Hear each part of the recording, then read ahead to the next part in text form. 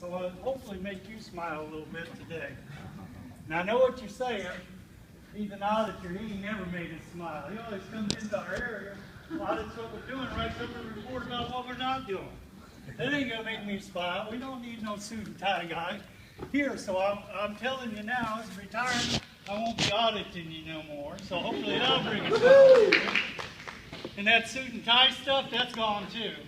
Next time somebody sees me in a suit and tie, I'll be in that prone position. I'll be already down the road walking towards that light. I know what you're saying.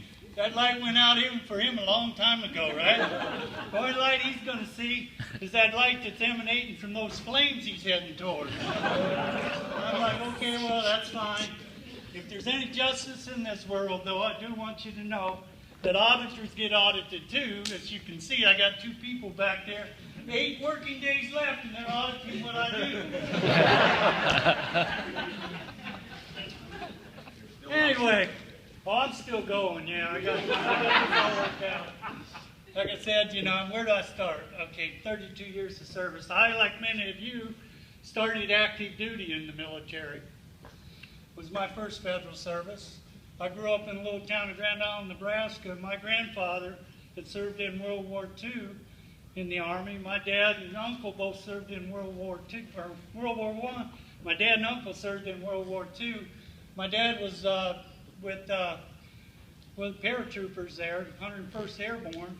So he's seen a lot of action in North Africa, France, and Germany. Both my older brothers, when they graduated high school, they went into the Air Force. So when I graduated high school, it was my turn to serve the country. But I wanted to be a little bit different, so I joined the Navy. Being in Nebraska, you know, the only thing we had for water was a couple of sand pits to go swimming in. You could throw a rock across them. So I wanted to go out and be on the ocean. And this was during the Vietnam War, you know. So anyway, I joined the Navy, went in. I volunteered for a ship because I wanted to serve our country in the war fight. Well, just a little while after the ship got over into the Pacific, they started the bombardments in Vietnam. So I'm out on this ship in the middle of the ocean there off the coast of Vietnam, and it was like the 4th of July. All those cannons on those ships were shooting. And the good thing about it was, being in the Navy, they weren't shooting back. It was just us shooting at them. Well, that only lasted a couple of weeks in North Vietnam, which didn't have a Navy. They decided it was time for a ceasefire. So that was the end of the war. Said, okay, well, my service is done. I went ahead and got out. And I'd had enough of rules and regulations, and I guess I had that PTSD, post-Vietnam stress disorder. Because I said, that's it for me. You know, I ain't doing none of this. That dress code, forget it. I went ZZ Top. I let the hair grow for about 7 or 8 years, and then finally it's, maybe I'll start settling down a little bit. So I'm going to take advantage of that GI Bill and get a college education and go make something of myself, right? So I started college and wound up moving out to California and finished my college. And then I ran into a woman, fell in love, and said, okay, I'm going to propose. So I proposed to my wife, told her, well, look, you know, and I want to go on a honeymoon to Africa. She said, well, I ain't got no money. How are you going to do that? And I said, well, I'm going to let the government pay for it. We'll join the Peace Corps. Well, she said, not only no, but hell no. But I'm not one to give up easy. So, you know, I'm like, okay, well, you know, let's think about this. You know, they can do it. So I kept working on her, you know. Finally, one day, I don't know if she dreamed it or she had an epiphany or what, she finally said yes. So I told her, well, come on, let's get in the car. We're going to Vegas. I don't want her changing her mind. So on December 31st, 1983, we got hitched in Vegas, came back, California, headed to the Peace Corps office, set up the honeymoon. Yeah. So I tell them, you know, all I want to do is go to Africa. And they said, well, look, you were in the military. You know, why would you want to join the Peace Corps? So I tell them my little story about going over to Vietnam and the war ending over there, and, you know, helping bring peace to that country. So you just leave off your application, and we'll see what we can do for you. You know, and I've been watching all these movies, Tarzan shows, you know. That's why I wanted to go to Africa. Well, they called me one day and told me, hey, you know, would you be interested in going to La Zaire? And I'm like, Zaire, where's that? And they go, well, that used to be called the Belgian Congo. I go, you mean where Tarzan used to swing? Perfect, that's exactly where I was. Yeah, right. And Zaire was a French-speaking country, so Lava meant there, so I was there in the Congo. So anyway, I said, well, what are you going to have me doing over there? And they go, well, we looked at your application. It said here on your application that you keep bees as a hobby, you know. And what we'd like to do is have you go over there and start a beekeeping project with farmers in the area around Lava. I said, well, I guess they figured since I'd ended the war in Vietnam, I could at least tame a bunch of killer bees in Africa, right? So I said, yeah, sure, you know, no problem. We can go ahead and do that. So I go and tell the wife, come on, we're all set. We're going to, you know, Africa. But she's still a little worried because she's been watching some of those Tarzan shows too. Said it could be pretty dangerous. So, you know, she got cold feet. She didn't want to go. And finally figured, well, I'm going to have to do something to convince her. I said, well, I know you're a little worried about our safety and stuff. So I'll tell you what, we ain't got a whole lot of money, but let's take out a life insurance policy on me. So that way, just in case something does happen to me, and you wind up a widow, at least you're not going to be a poor widow. So anyway, that tipped the scale, and she said, okay, so we went there. But anyway, to explain to you a little bit, I'm going to give you one African story so you kind of understand what she's had to deal with over the years. You know, when we got to post, and, you know, I'm going to be a beekeeper, well, to tame those killer bees, you have to capture them first. So, you know, it's probably my second or third capture. I had a Zairean counterpart that was trying to learn how to do beekeeping. So, you know, this kid in the village told us he knew where some were at, and they tell you tout près, you know, which over there means very close in French, but they don't have a good concept of time or distance there. So about 2 hours later, walking down this little trail in the jungle, we finally come to a tree about this, you know, wide. It had fallen down. The bees were falling out of, you know, flying out of the tree. So it's like, okay, well, that's, you know, to capture killer bees, what you do is you smoke them. You got a little smoker and you smoke that where they're coming out, and then they turn from killer bees into firefighter bees. Because they're trying to, you know, protect their home, and they forget about coming out and stinging you so much. So we took an axe and we chopped the hole, and we, you know, pulled out the honeycomb out of this hive, and I have it transplanted into some frames and putting it in a box. And to capture the bees, what you do is there's like 30,000 female bees. That's what bees are, and there's only 10 or 12 male bees and one queen bee. So, you know, when you do this, you got 30,000, 40,000 women mad at you. But, you know, I'm trying to find that queen bee, because if you catch her, you clip her wings and you put her in the box, and all the other bees will go in that box. So I'm like, you know, the bees kept flying back into that tree, so I kept reaching in there a little bit farther, pulling out bees, looking for. I reached in one time and something wiggled on me. So I pulled my arm back out. Petty's standing beside me with the axe still. My wife's up on the side and the kid's way back in the bushes. I said, Nyoka, which in Kikongo means there's a snake in there. Well, you know, I guess maybe he didn't think I knew my Kikongo that well because I hadn't been posted. So I said, well, shit, I'll show him. So I reached back in and I grabbed that snake. I pulled it out, and then it was big around in my arm. I had it like this. I swung it around. There's still 2-3 feet of it on the ground. I laid it down on the ground. My wife let out this great big old Pete, he froze. The only thing moved on him was his eyes that almost popped out. So the snake, he didn't know what the heck to do. It's like, but he finally just wiggled away. He gets about 30 feet away, and Pete, you know, launches that axe at it. He misses, and the snake went back into the bushes. And I'm like, well, why didn't you kill it? You know, I put it right in front of you. Oh, you pulled it out too fast. And I said, well, shit, let's go get it. No, you ain't doing more. See, it was a black cobra. Man, it can bite you, you're dead. Well, hell, give me the axe. I'll go find it.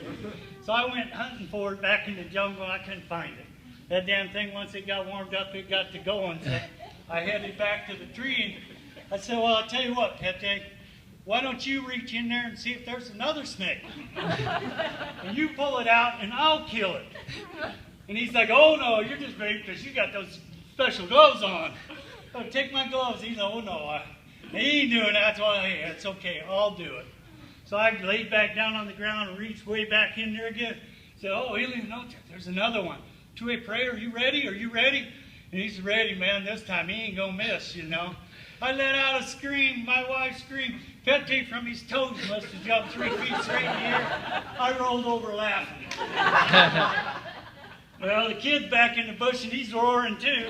So after that, I was known as the snake charmer in Africa. So anytime a snake came into the village, guess who they came got? That Deli. He'll take care of it for him. And she almost one time they came and got me. And I don't have no pictures of that cobra, but I got a picture of this 9-foot green mamba wrapped around my neck. And if he'd have zigged instead of zagged, she'd been collecting that insurance. But anyway, that's another story. I'm going to move on from there. So I finished up with my Peace Corps. We were getting ready to go and everything. And, you know, they don't do color film development back then in Zaire. They didn't have a whole lot of industry. So we'd have to ship our film home, you know, to her parents, and they'd get it developed and save our pictures. But she got a letter right before we're getting ready to get out. Her mom said, well, you know, you guys should be coming home because those chickens look better than you do.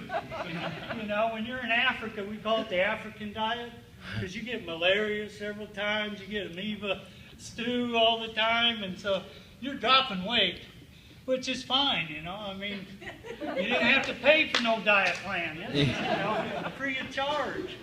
But so she's ready to go home, and I'm, well, wait a minute, honey. This honeymoon ain't over. Oh, no, I got another plan. I didn't just want to go to Africa. I've always wanted to go around the world. So let's take another 6 months and travel through Africa and Asia back to the United States. So she didn't like doing that either. She wasn't too thrilled about it, but still hadn't collected on that insurance policy, so why not? Let's give it a go. So anyway, I finally get back to the United States after traveling around through Africa and Asia. And I go down to the OPM office. I got to get a job now. Honeymoon's over. Got to start working. And they called me up one day after putting in an application and said, well, hey, would you want to go to work for the Navy? And I've been ex-Navy. I go, yeah. And they said, well, we got a job over in the internal review at Long Beach Naval Shipyard.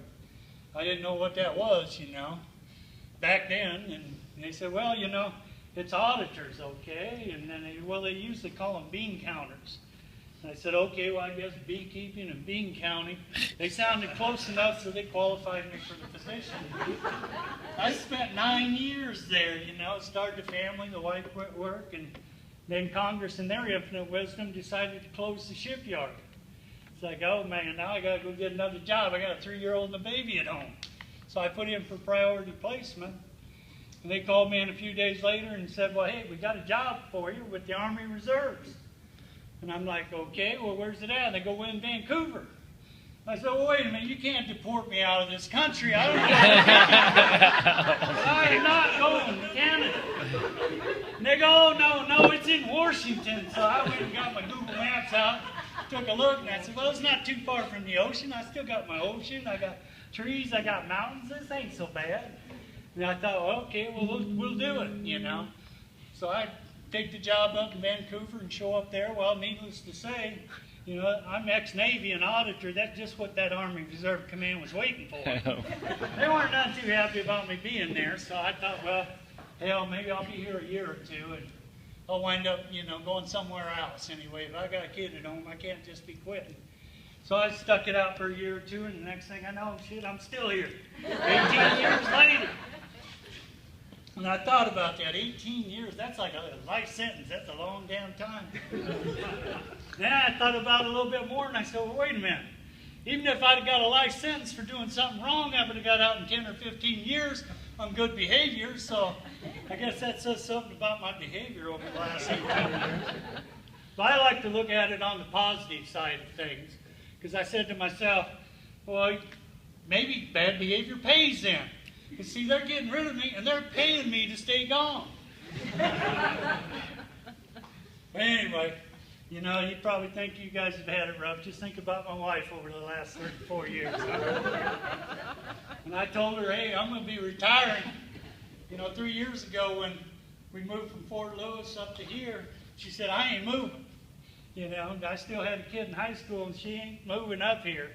So I'm like, okay, well, fine. I'll come up here, work during the week, come home on weekends. That's like a blessing to her, because then she only had to put up with me on the weekends.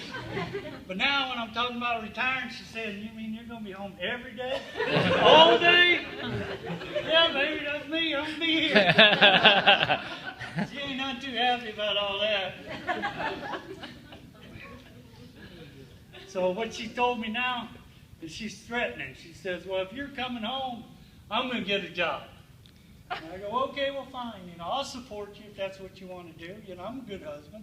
You go ahead and get a job, and whatever you earn, I will help you spend everything you earn." That's the kind of guy I am.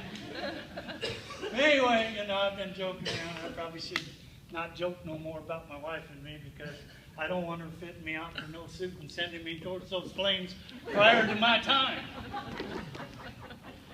So in closing, I would like to say, everybody here, whether you got 1 year left in your career or 30 or more years left in your career, I think what you guys do is, really important to the safety and security of the United States. And on a personal note, those taxes that come out of your check every payday, some of that's going towards my retirement check. Thank you very much for your contribution.